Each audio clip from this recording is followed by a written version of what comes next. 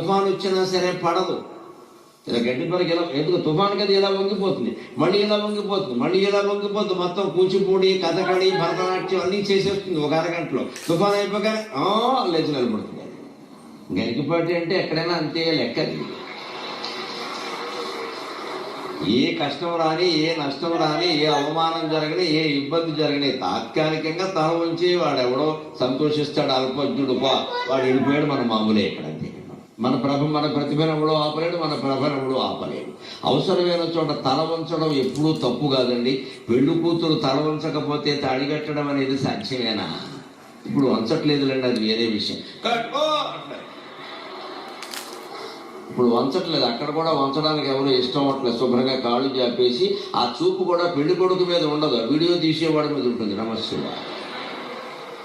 ఫోటోలు తీసేవాడి మీద ఉంటుంది, పెళ్లి కొడుకు మీద ఉండదు. ఇదో కర్మ. ఎవడు తాళి కడుతున్నాడో